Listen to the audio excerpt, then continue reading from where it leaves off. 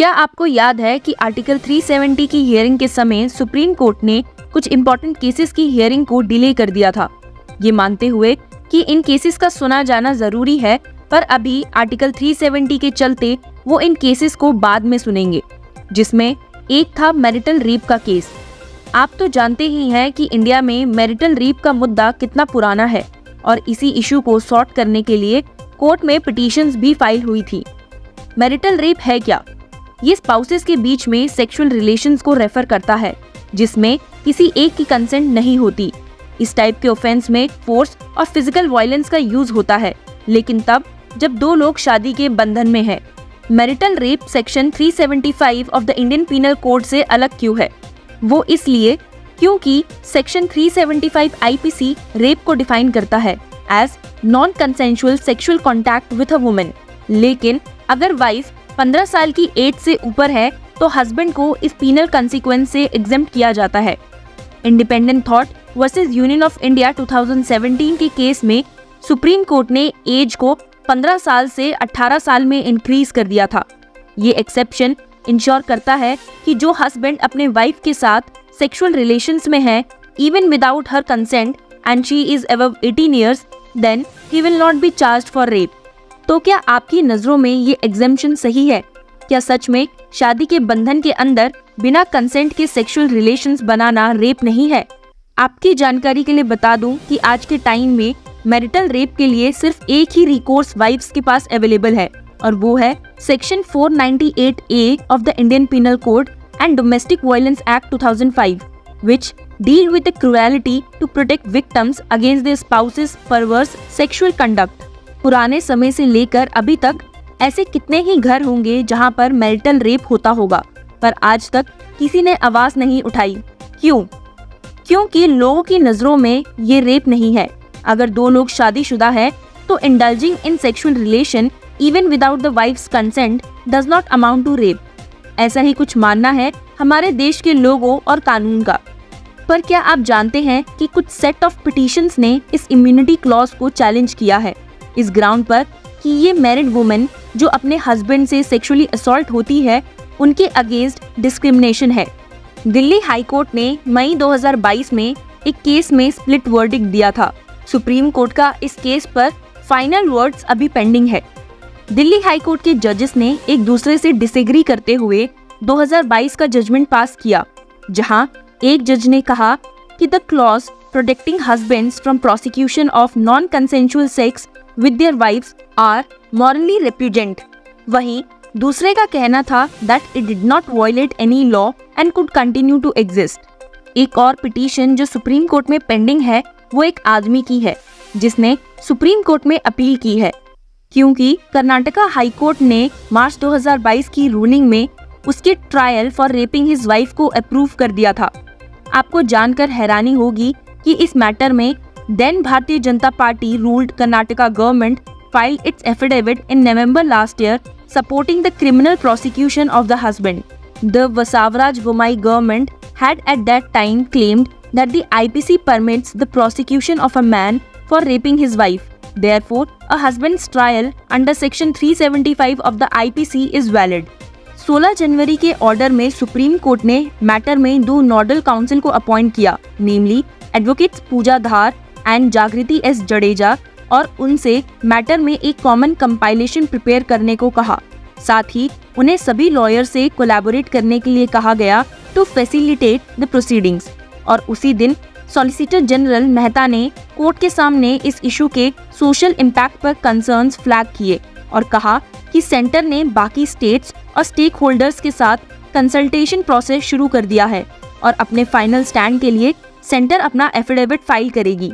एक और जो इंटरेस्टिंग बात है वो ये है कि मेडिकल टर्मिनेंसी ऑफ प्रेगनेंसी के केस में अपना जजमेंट डिलीवर करते हुए सुप्रीम कोर्ट ने सितंबर 2022 में कहा था कि मैरिड वुमेन की प्रेगनेंसी अपने हस्बैंड के फोर्सिबल सेक्स करने की वजह से इसे रेप माना जा सकता है under the medical termination of pregnancy act, in what was the first legal recognition of marital rape under an Indian statute. लेकिन इसके बाद मैटर जैसे शांत सा हो गया। फिर जब जुलाई 2023 में chief justice of India DY Chandrachud के सामने फिर से इन पिटीशंस का जिक्र हुआ तो उन्होंने ऑब्जर्व किया कि मैरिटल रेप में हस्बैंड को दी गई इम्यूनिटी को डिसाइड करना पड़ेगा और एग्री किया कि मैटर को कॉन्स्टिट्यूशन बेंच द्वारा आर्टिकल 370 की हियरिंग के बाद लिस्ट किया जाए। हालांकि a bundle of fresh constitution bench matters was listed by the chief justice of India after the conclusion of the article 370 hearing, delaying the marital rape case further.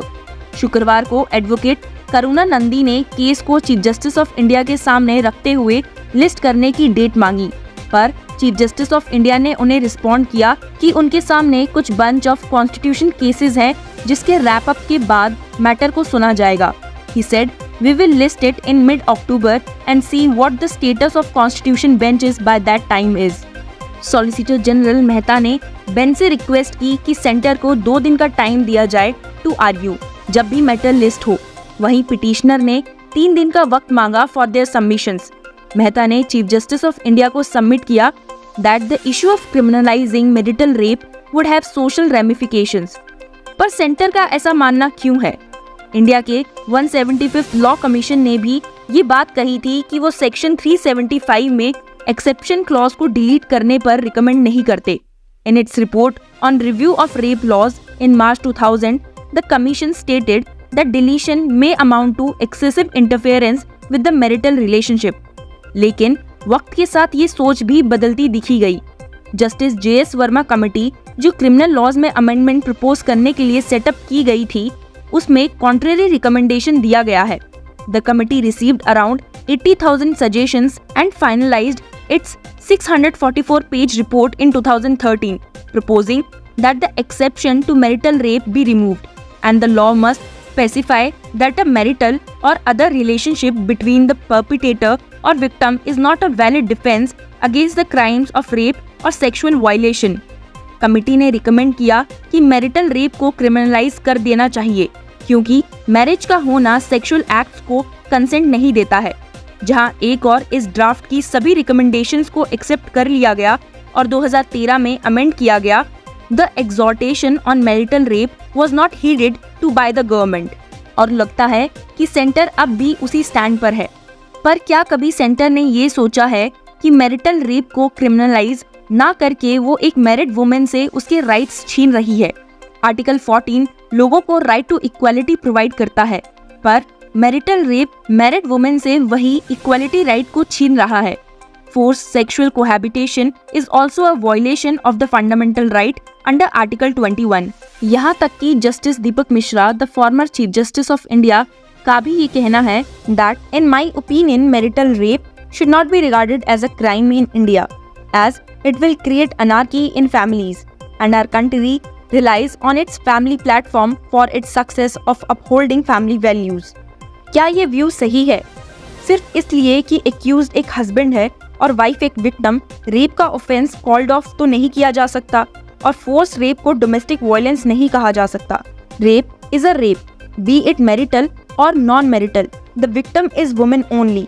जहां एक और हमारा देश इतनी तरक्की कर रहा है, वुमेन को मेन के इक्वल ट्रीट किया जा रहा है, पार्लियामेंट में वुमेन रिजर्वेशन बिल तक प्रेजेंट किया जा रहा है ताकि वुमेन को भी मेन के बराबर दर्जा दिया जा सके, तो फिर मैरिज में एक हस्बैंड को वाइफ की बॉडी और पर्सनल स्टेटस में सुपियोरिटी क्लेम करने का क्या राइट है? क्या मॉडर्न ज्यूरिस्प्रूडेंस में ये सही है? क्या आपको नहीं लगता कि इस केस में हमें एक प्रोग्रेसिव स्टांस लेने की जरूरत है और इंडिविजुअल राइट्स और जेंडर इक्वालिटी जैसे मुद्दों पर फोकस करने की जरूरत है? It's worth noting that criminalization of marital rape varies from country to country, reflecting differing legal and cultural contexts. Some countries have reformed their laws to criminalize marital rape, while others continue to exempt it from prosecution. Advocates for change typically argue that recognizing marital rape as a crime is a vital step toward achieving gender equality and upholding the principle of bodily autonomy for all individuals regardless of their marital status. पर क्या supreme court भी ये सोच रखता है? ये तो case के शुरू होने के बाद ही पता चलेगा। So stay tuned and keep following law चक्र।